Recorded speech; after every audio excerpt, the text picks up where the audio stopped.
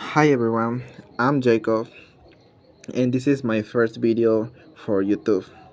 Today I want to talk to you about something very important, the drugs.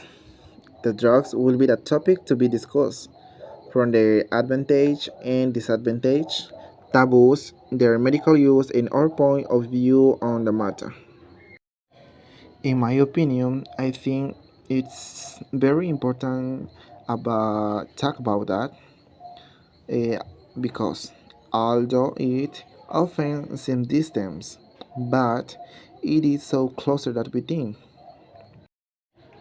I'm here to speak to you from the ground up, from what's happening among us in universities, at Paris, in moments of stress or anxiety. More than 35 million people worldwide have drug use disorders. It is a huge figure. Where are they? So, did you know that more than 35 people worldwide have drug use disorder, but only a small portion receives help? These are huge numbers. Yes, it is. But the most striking thing is that many of these people are our age. They are in our classrooms, in our WhatsApp groups, sitting next to us in the class, and we don't know it because the subject remains taboo. So, what are drugs? What are they like? Where do we find them? What do drugs do to our health? Hmm? Well, drugs aren't just illegal substances like cocaine or ecstasy. We find many of them on the streets, in the pharmacies, or among the people around us selling them. There are also medications used without a prescription to relax, or alcohol and tobacco, which, although legal, also cause harm. Many times it starts out of curiosity, social pressure, escaping a difficult situation, or simply not knowing how to say no. How do we notice that someone is addicted to these systems? Which part of the body are affected? How much does it affect us?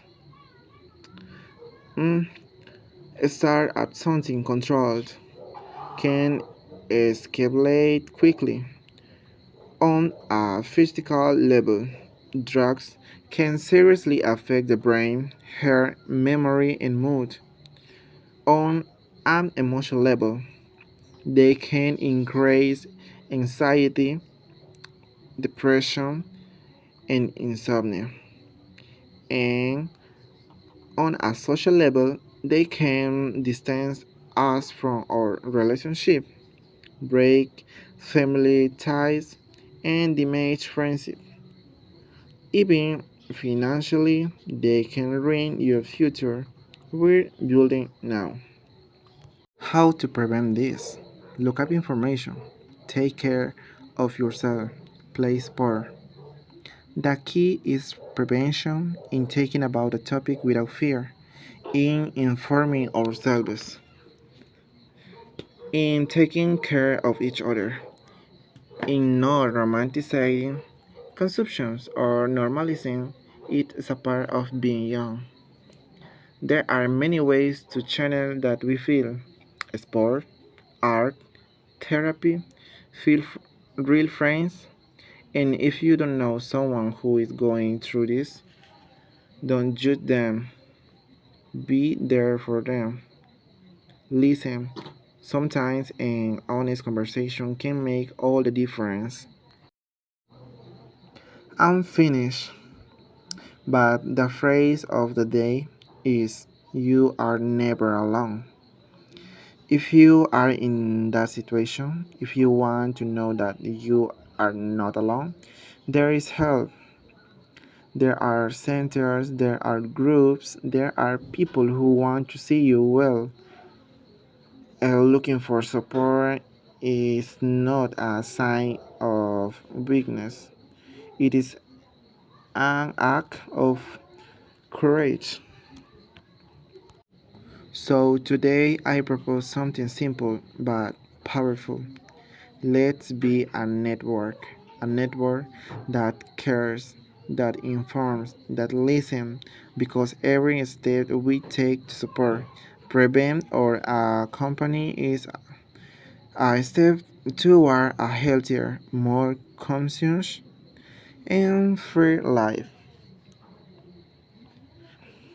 So that's all. Thank you for listening to me, and above all, thank you for being open to reflect. Bye.